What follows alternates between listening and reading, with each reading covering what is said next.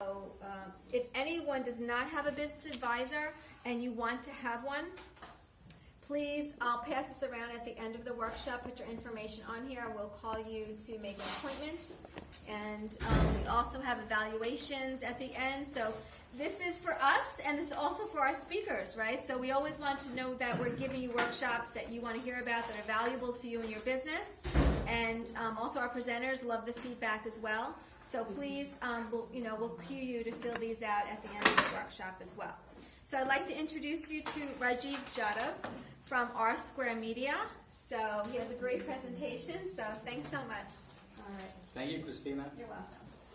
So before we start, just kind of want to get an idea of who's in the room. So can everyone, well not everyone, but like one at a time, can you like stand up and like 5 seconds, like your name and what do you do? Beginning with, I don't know, the MacBook user, I guess? So is you. Well, hi, my name is Beth Glorioso, so I'm going to stand. I'm here with Jen Hall, my business partner, and we're starting a new business that is bringing toxin-free products, both health and beauty, to, we hope, to everybody, because right now they're pretty unaffordable. If you know, just start Etsy. We want to make it not a luxury, but something that everyone who wants to eat at. Oh, awesome. And really starting as an organic, for trade, anything you want to add? She's covered it. We're good. I'm Jen Hall. Okay, nice to meet you. My name is Deja Bowers. I own my own dance studio, and I bring affordable dance to the children in my community. I'm Stacy Hansen. I'm a business advisor with the SDG. Hi, I'm Denise Nieto. I own a wig boutique in Troy County. I design my website with GoCentral, and I use their GoDaddy, and I use their GoCentral and search engine. Cool. Elizabeth Vitale, Yvette Banning. Okay, nice. Oh, hi, Anna Maglietta, and I just started a small business doing custom countertop signs for small businesses, Nice. My name is Jim Vitale, no relation. I run an acupuncture wellness center here in Huntington. Nice. My name is Ed Cage. I'm a consulting engineer. Nice. My name is James Conley. I started a online high-performance auto parts store business. Okay, cool. Stout Marketing conceives individual branding and marketing plans for little businesses so they can use the same techniques that big businesses do. My name is Paul Loriano, and I'm really excited about what I do. Cool. Carolyn Ballo, I started a marketing business. Nice. I'm Miriam, and I'm starting a catering business. Nice. My name is Jessica. I don't want to be on camera. I try to avoid it. Don't worry. And just starting a business. Why is there a camera? It's kind of odd that we're on camera. No, it's actually focused on me, but it's kind of just to get the Is this going to be posted online, public? I mean, Yeah, I don't so want to be on camera. it's based, so people that, you'll be kind of like blurred out. Yeah, the people will be blurred out. Yeah, don't worry about that. Sorry? We have this part struck off. Yeah, could you just strike our names and everything? Yeah, that don't was worry about from it. this part, because it's kind Don't of worry about it, yeah. And, Lucinda Barbino, I work at the Small Business Development Center. oh, nice. Cool, awesome. So it's good to know who's in the room. Let's see. Okay. So my name is Rajiv Jadhav. I'm the CEO and Sales Director of Rsquare Media. We believe in a singular philosophy. You have to be seen before you can be loved. And there's a reason behind that, and I'll get to that in a few seconds. So we're an award-winning SEO agency. We won the 2017 Minority Business of the Year award last year. The other awardees were the MTA and Con Edison. We've been delivering superior visibility results for over 6 years. We're headquartered at the RXR, which is in Uniondale. And we were trusted by regional, national, and global focused companies. These are just a few of some of the companies and organizations we've worked with over the years. We're powered by a really brilliant team who come from, some of the best schools in the country. Two of my alma maters are also represented here. I went to Emerson and NJIT.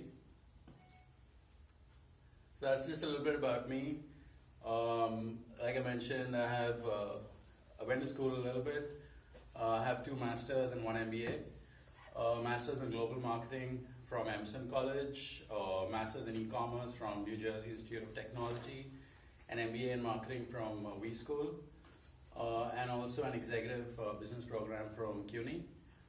Prior to setting up I've led teams at Citibank and at Mindshare. At Mindshare, I was working for the Unilever business.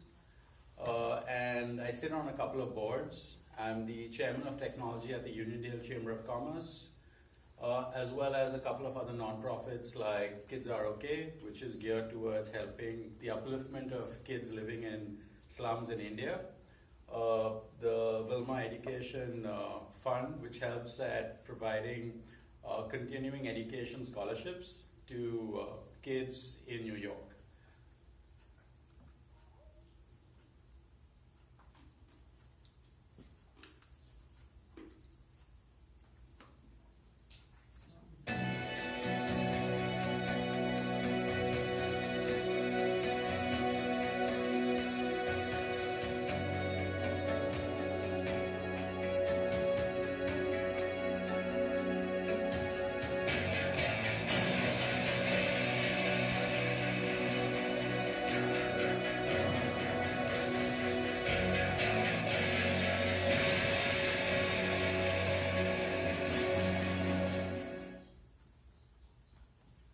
Okay, so we're here to talk about SEO.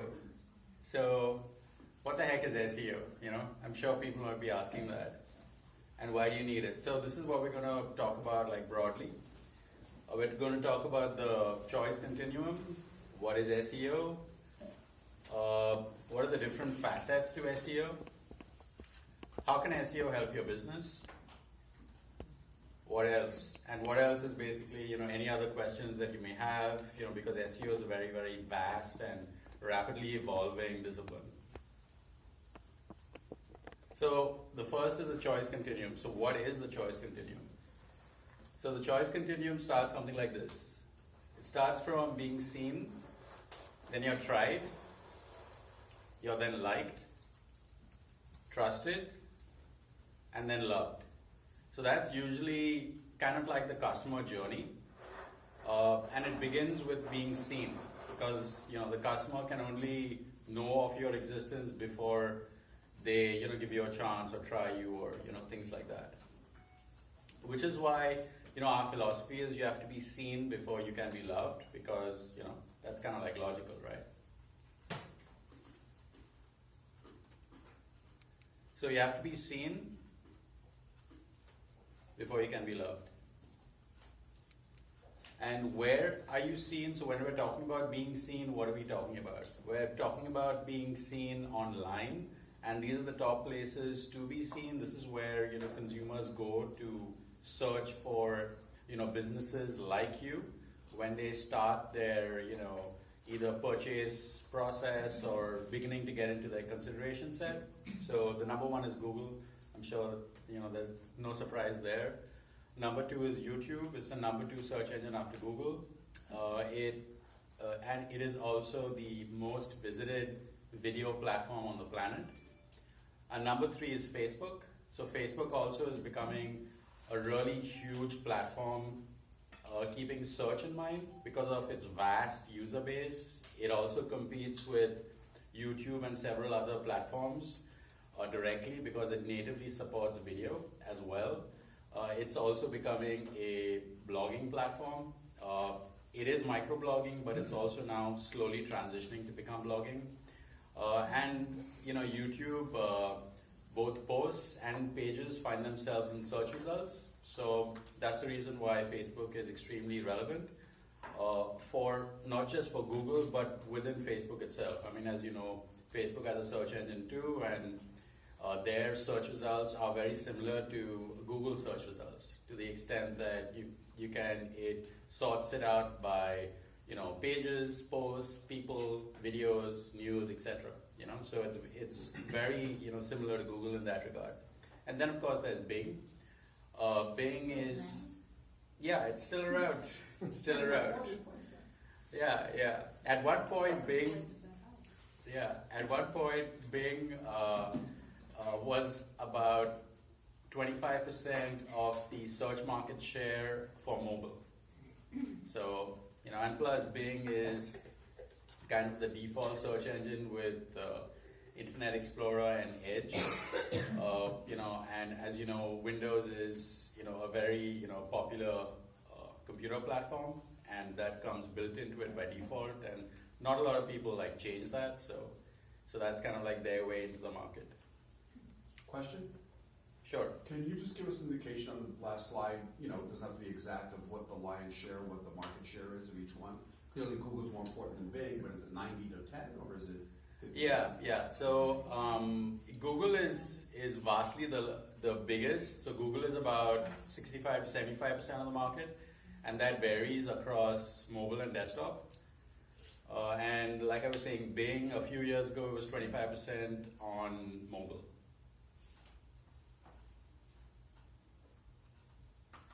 So what is SEO? Let me see if this works.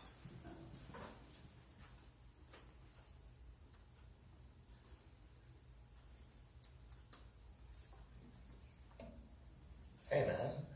Oh hey buddy. What's up? I was just wondering how your new business is doing. It's going great. I got one new view this week. Pretty impressive, right? Danny, that was me.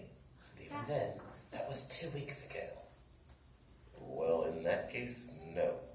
I haven't had much luck with my business as of late. Could it be that selling magic kits was a bad idea? No, dude. It's the way you market and advertise. You should try using SEO. What now? SEO. Search Engine Optimization. Oh, I get it. SEO. So, what is SEO? I'll tell you. See those top searches over yonder?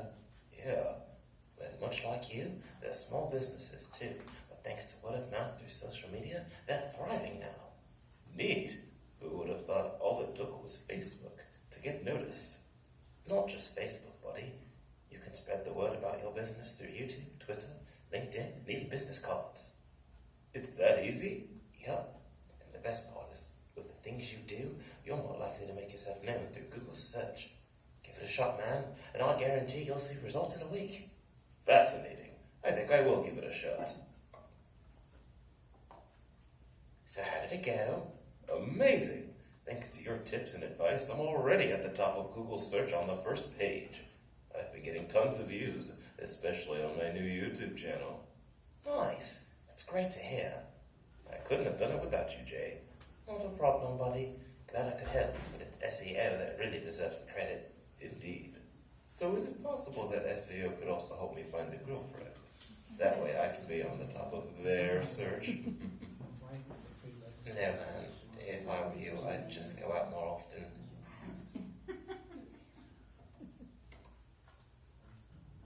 So that was kind of like a little snippet as to what SEO can do for you. So SEO is search engine optimization. I mean, that's what it stands for. That's what the acronym stands for. So again, what the heck is that? So it means optimizing your digital assets so that they are seen prominently on search results. Okay, so what does that mean? So it means being found easily on Google, and specifically Google page 1. And there's a reason why I'm emphasizing page 1.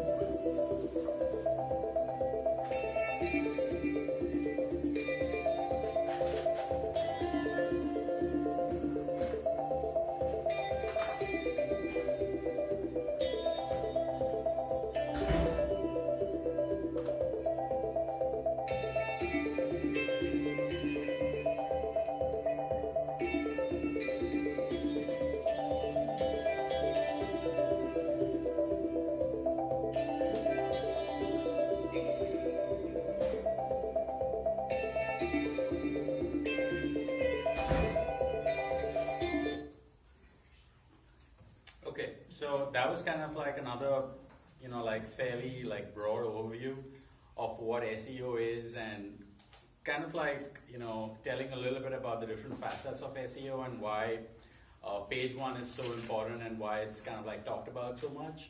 So this is what a Google search result looks like. So if you notice, there are like, bless you. So there are a bunch of search, the search results is divided into organic and ads. So the top part is actually, there's a small little box that says ad in it. So it kind of calls it out, buy an ad. So that's a paid listing.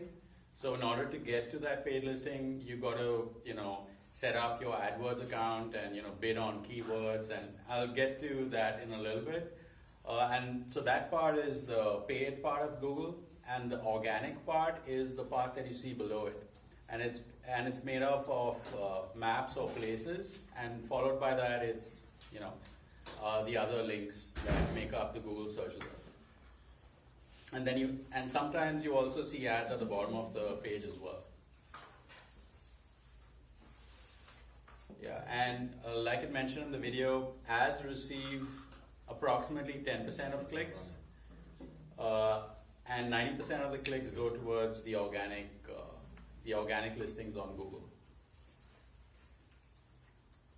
And so here's the, let's say, hierarchy of sorts when it comes to on page one. So if you're on page one, that's great, hallelujah, you've arrived, awesome. But now where you're on page one also matters, because like the top 3 listings on page one get 61% of the clicks. So that means even if you're on page one, but you're, let's say, at the bottom of page one, I mean, it's still good, but it would be better if you were on the top of page one, because that position is the one that gets seen the most. And the one that gets seen the most has the highest likelihood of getting clicked on. And then when somebody clicks on it, then it's taken to either your destination page, your website, your landing page, wherever. So that's why it's really important to be in the top 3, listings on Google page one. I have a question. Sure. Going back to the previous 2 slides. Sure. So because as a consumer, I never click on the top 4 ads because I know that they're there because they paid to be there. Correct. So if only 10% of people will click there, why would a company spend their marketing dollars on pay-per-click ads? That's a great question. So there are 2 reasons why they would do it. Number one, it's free visibility because they're getting charged per click.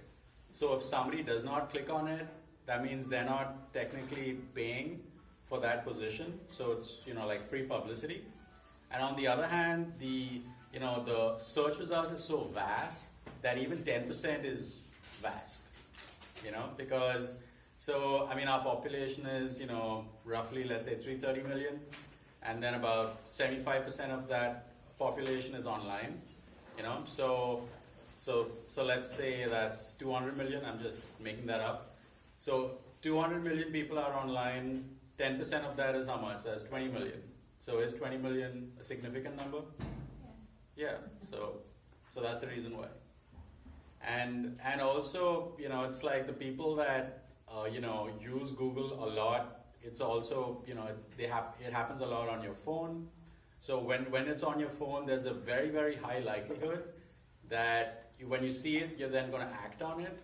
And then whether that's, making a phone call, a walk-in, visiting the e-commerce store, whatever the, like intended outcome is. So that's something that is the logical, flow of things. So that's the reason why, companies, invest so much in search. Did I answer your question? Yeah. Yes, you did. Thank you. Okay, thank you. So, those campaigns are only cost per click? The top one, yeah. They're cost per, they're not CPM at all? On Google, no. Okay. Yeah, it's CPC only. Okay. On Facebook, you can actually set it up for both CPC and CPM. Okay. Yeah. A CPM is cost per 1,000 impressions. So you're basically paying for people viewing the ad, not clicking on it. So that's the difference between CPM and CPC.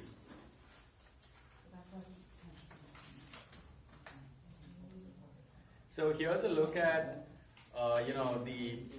getting more into like page one and the data that's connected to it. So 92% of people online don't go past page one. So that's the reason why it's really, really important to be on page one. And there's kind of like a joke that's connected to it. So the joke is, how do you hide a dead body? Put it on page 2. So that's kind of like how you do it, because most people don't go there. And yeah, so that's basically it. So approximately only 4.8%, or let's say 5% of people online move past page 1. So that's 5% of people going to page 2, and even fewer going to page 3. So that's the reason why page 1 is prime focus.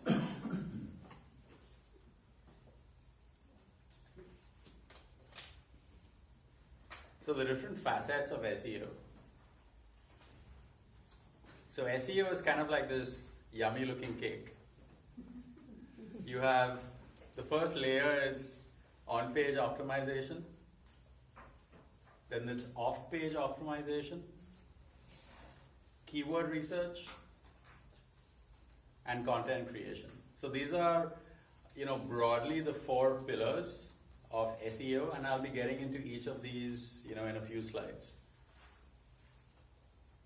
So what is on-page optimization? So on-page optimization is basically optimizing the asset that you want seen. So in this case, it could be your website, it could be your YouTube channel, it could be your Instagram page, it could be, it could be your landing page or conversion page, it could be wherever you want your customer to see. So you want that to be seen, so that's your destination page. So on-page optimization means optimizing that page so that it's seen by your intended audience or customer. So what are the different ways that you can do on-page optimization? So one of it is design. So design is really important. It's very, very, very important that your website be mobile friendly. So the reason why this is hugely important is because Google doesn't like pages that aren't mobile friendly. And it's not just that they don't like it, they hate it. And they show this hate by punishing pages that aren't mobile friendly. So how do they punish you? They punish you by pushing you down in the search result in favor of a page that is mobile friendly. Now, why is this? Is it just because they're like this big, bad, huge corporation and they just want it a certain way? No.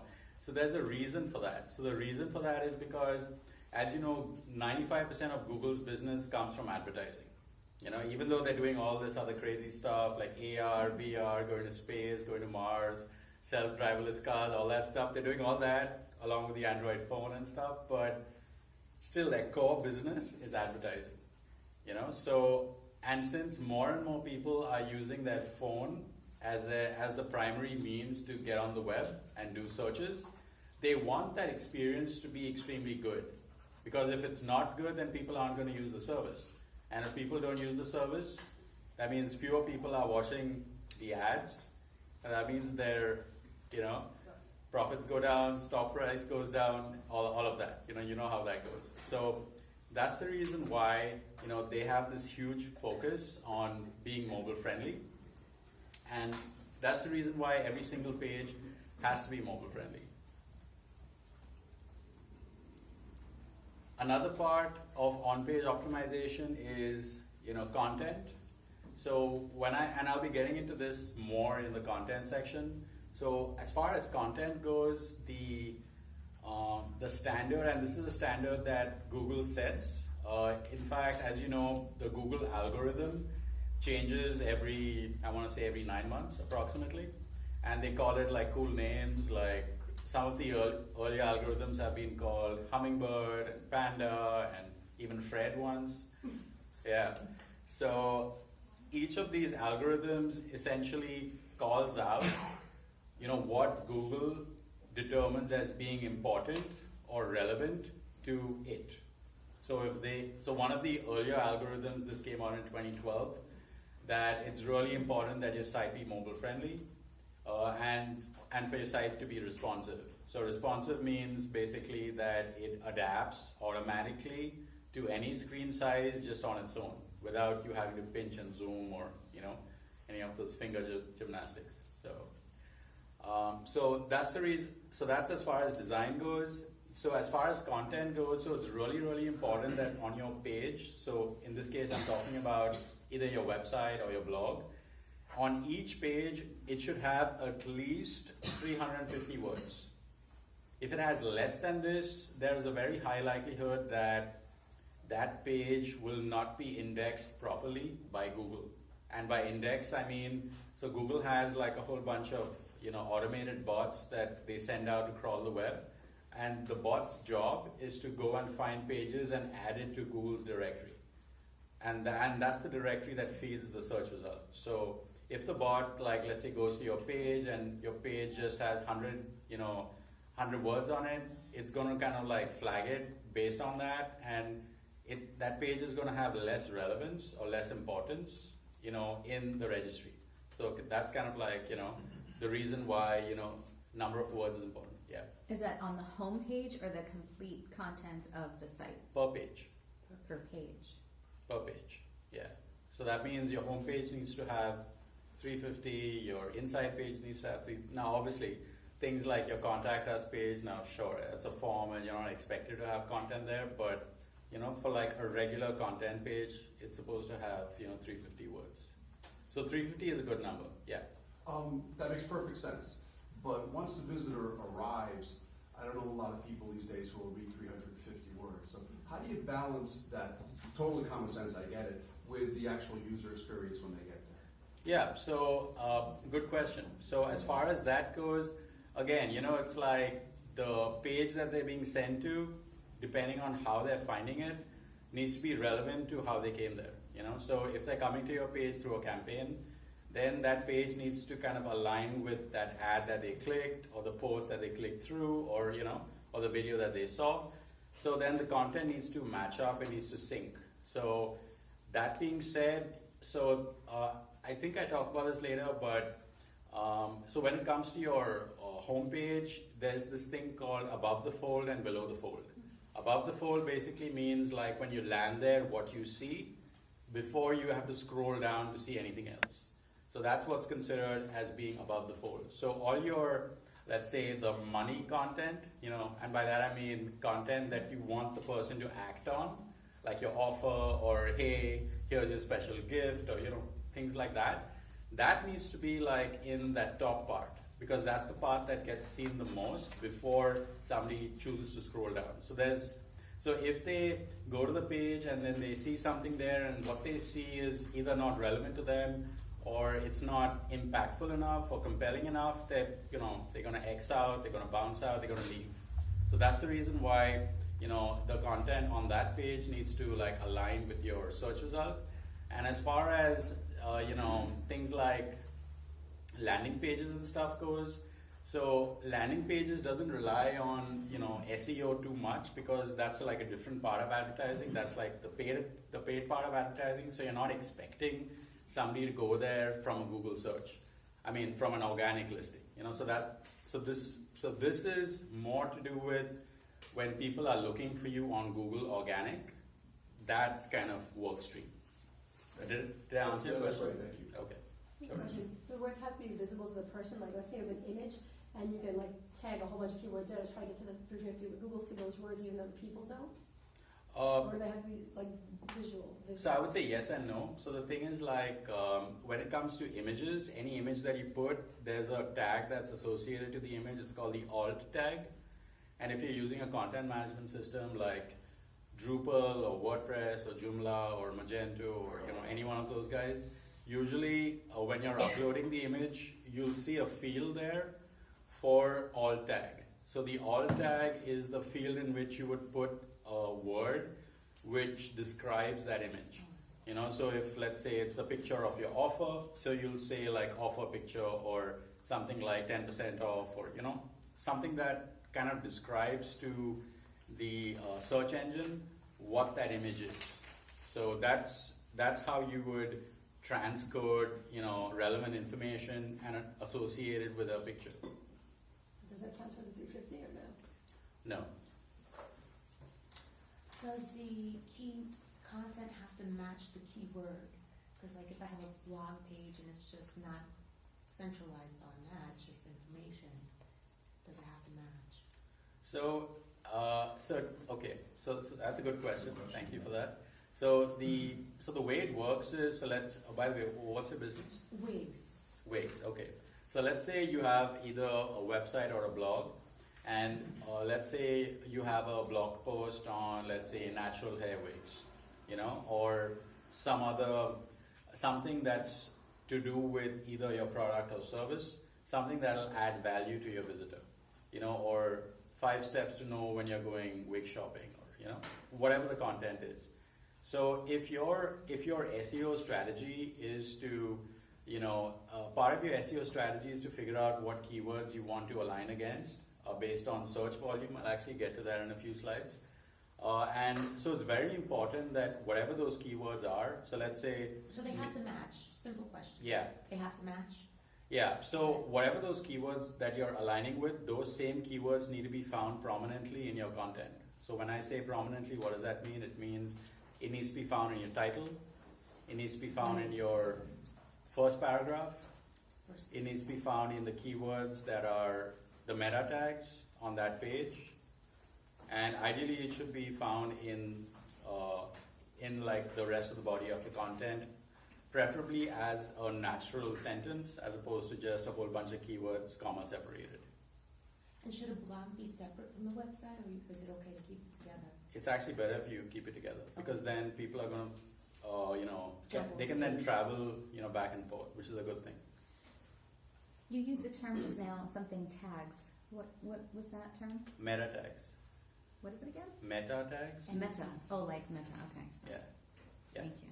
You can, old web thing, creator tricks is that you can put text on the page and make the text white, and so that nobody will be able to see it. The text is invisible. So if you don't want them to see 350 words because nobody's going to read it, nor do you want to write it, you can put whatever you would like.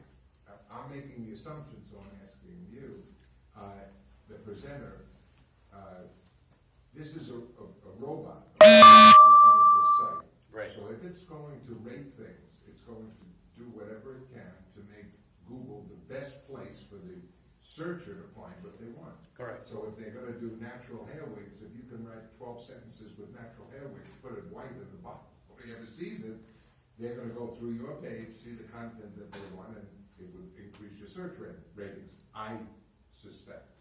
So actually, so actually Google frowns upon that. So it's like previously, and when I say previously, I mean, I don't know, like 7 years ago, people were doing that a lot, and it was working for a while, but then when the Google algorithm came out, they said that that kind of like invisible text, which the end user does not see, is something that's not considered as part of the, you know, like your core content.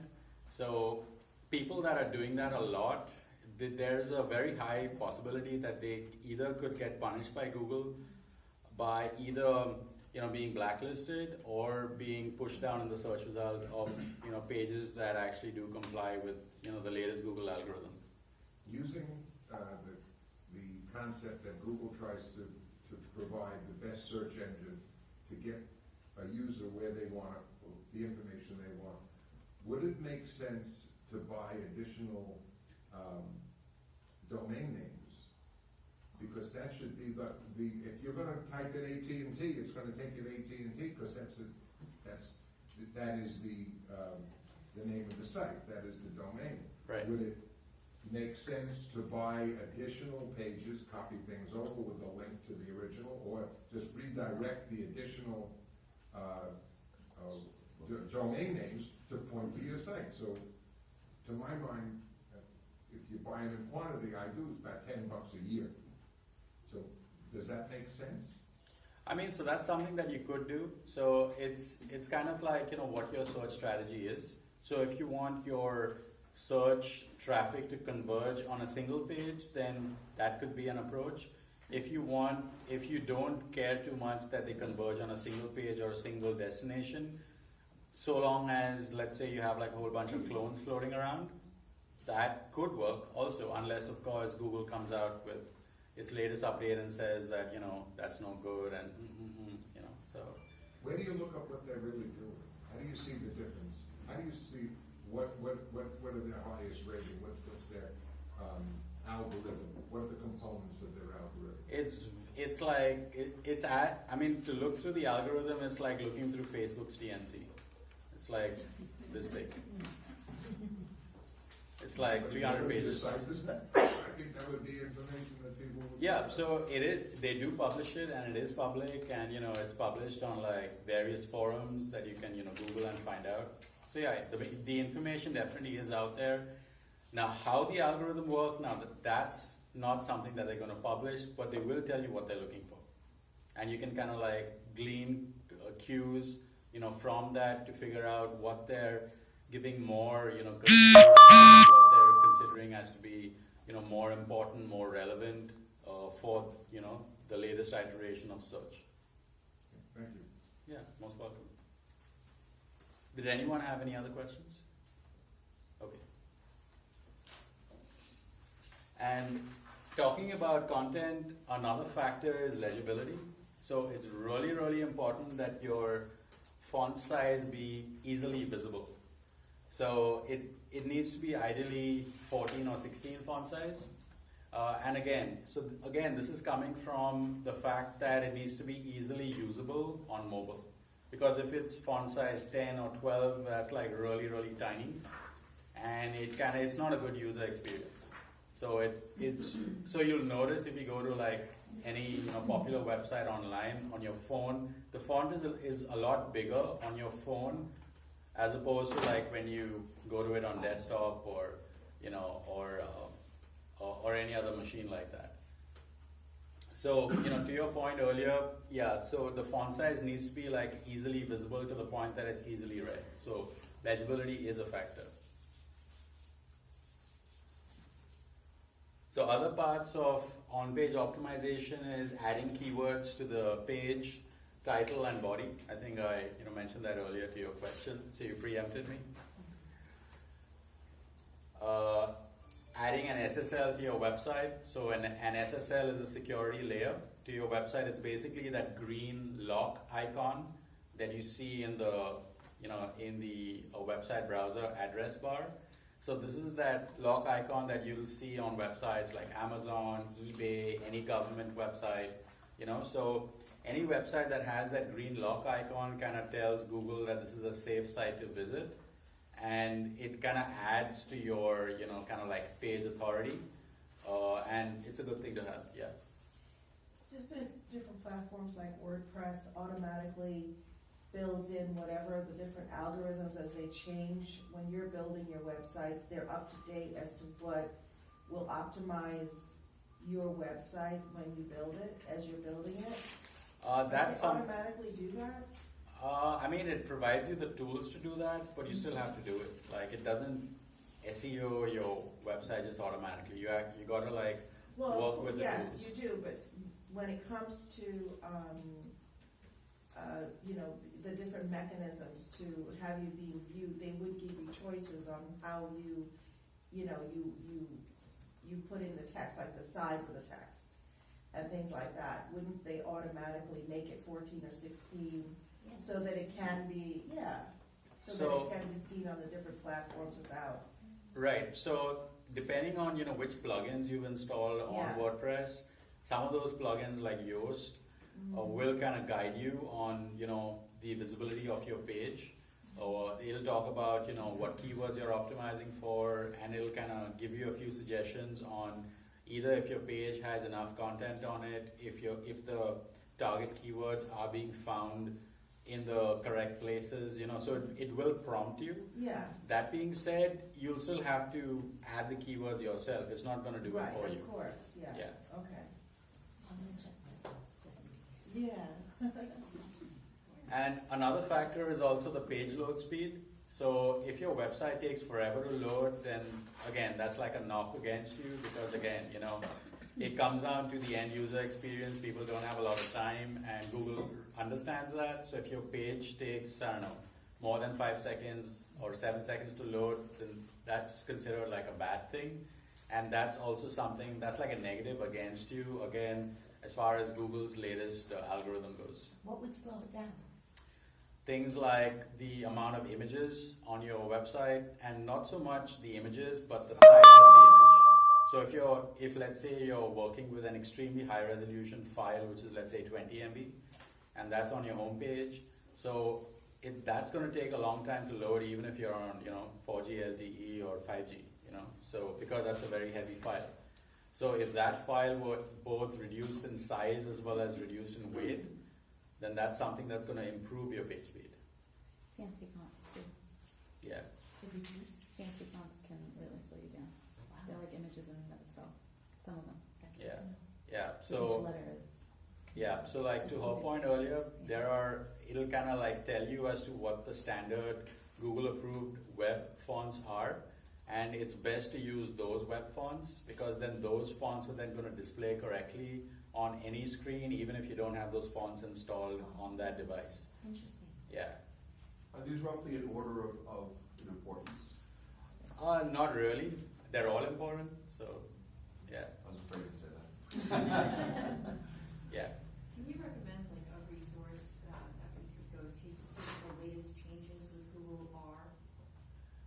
I mean, is it like a set website, like what do you use to see what's going on? yeah, I mean, the easiest way is just to Google it and say like Google algorithm, or if you just Google algorithm, it'll come up with the latest algorithm, and it'll take you to either a discussion forum on people talking about that algorithm, and that's like the easiest way to find the resource. Yeah. How do you add the SSL to your website? That's something that's done through your hosting company. So you basically, so if your hosting company is GoDaddy, I know that they're running a promo right now where I think it's like you get 5 SSLs for like $100 or something, and you add that service to your hosting plan, and then when that service is added, you then link your website address name to that hosting plan. So and there are a couple of things more that you have to do, but yeah, in fact we can like talk offline as to the steps involved. Is SSL per page or just for the whole thing? It's for the whole thing. Okay. Yeah, it's connected to it's per domain. Because you said that you would get 5. Why would you need 5 if you have? Well, if you have 5 websites, then Oh, you okay, need 5. gotcha. Okay. Yeah. Okay, other things to do with on-page optimization are, registering your domain name for 3 to 5 years. So the reason why this is important is because this tells Google that you're serious. So if your domain is, let's say, and this is, mostly true when you're registering a new domain, you might be tempted to, okay, let me just do this for a year and then figure it out, next year. And of course, a lot of these companies like GoDaddy kind of incentivize you to register for longer periods, like 2, 3, 5 years. So if you register a domain name for, let's say, 3 years or 5 years, that actually tells Google that you're serious, and that also helps you in your search ranking, as opposed to a website that, at that moment in time, it's going to expire in 7 months or 6 months or something like that. And it's a little cheaper. Oh yeah, you initially, like if you're registering a new domain and you register for like, let's say 3 years or 5 years, on the spot, your hosting company will give you a really sweet deal. So, there's that too. It also helps to add images and video to your pages because, and in fact, again, this is part of the Google algorithm. They actually, and to your point earlier, they'll actually kind of suggest to you that, on your, assuming which content management system you're using, if it's WordPress, it'll actually suggest that you use an image on the page, and it makes it really easy to upload an image to it.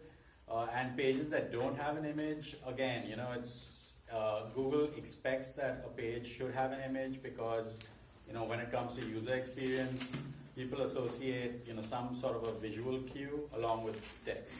So those two kind of go hand in hand together.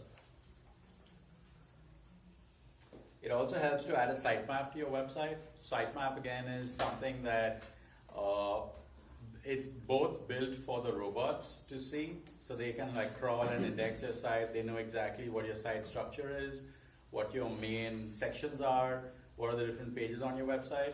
And part of the sitemap is also visible usually on most websites in the footer section of the website. So you can actually see the main category and the sublinks, the main category and the sublinks, things like that. So it's a good idea to use a sitemap and then display that sitemap visibly, on your homepage in a global section. And by global section, I mean a section that's always visible on your homepage, just like your main navigation is global, similarly, but it'll be in the footer section.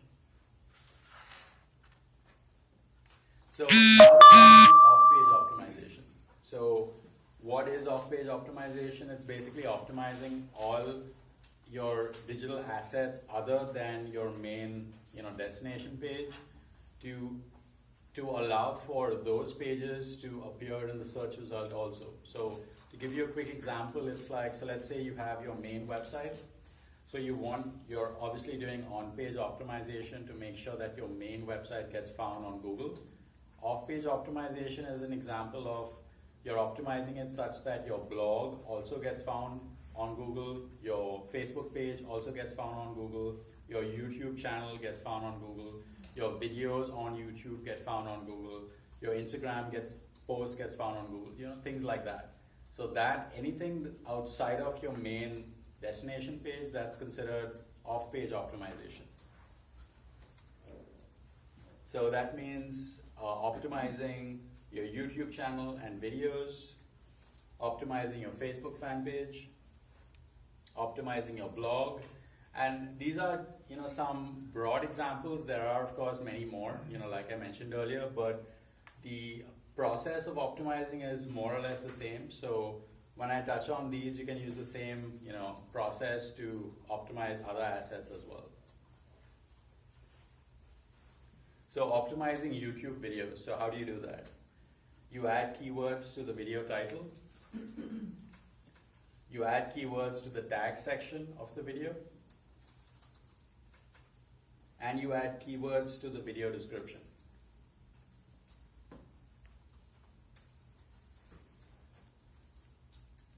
Can you go back one more time? Yeah. We can't Yeah, write I that think fast. it's just.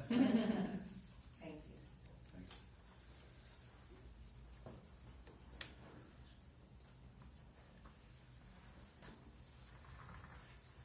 Okay. One second. Sorry. Sure. Would you be able to send us this presentation after this meeting, or? Yeah, sure. So if you sign up and if you take my card, you can shoot me an email. I'll send you the link. So this is kind of like a screen grab of what you would see when you're working with YouTube. So as you can see, the top part is the title section. So that's where you would add relevant keywords. You would also add relevant keywords to the middle section, which is the description. And the third part is the tag section. So you would add keywords there also. And this is as far as YouTube goes.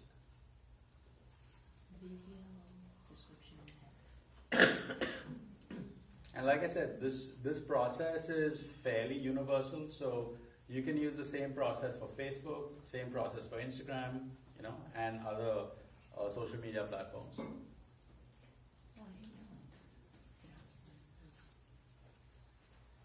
I ask you something? Sure.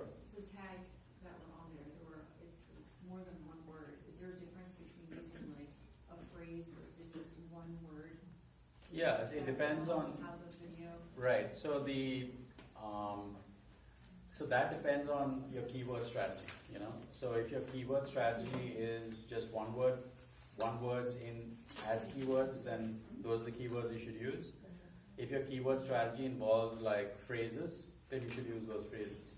So what tags you use is driven by your keyword strategy. Does one generate more reach than others? I'll actually be talking about that in a couple of slides. That's part of like the keyword research part. So other things that you can do is add keywords to the channel description, and that's in the About section on your channel. You can also add keywords to title, description, tag fields of the Creator Studio, and I'll be showing you, what this is.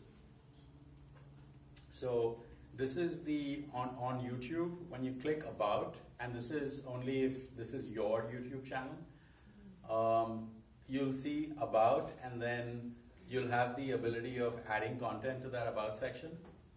And this is where you would add relevant keywords in that About section. And this About section is limited by the amount of characters you can add.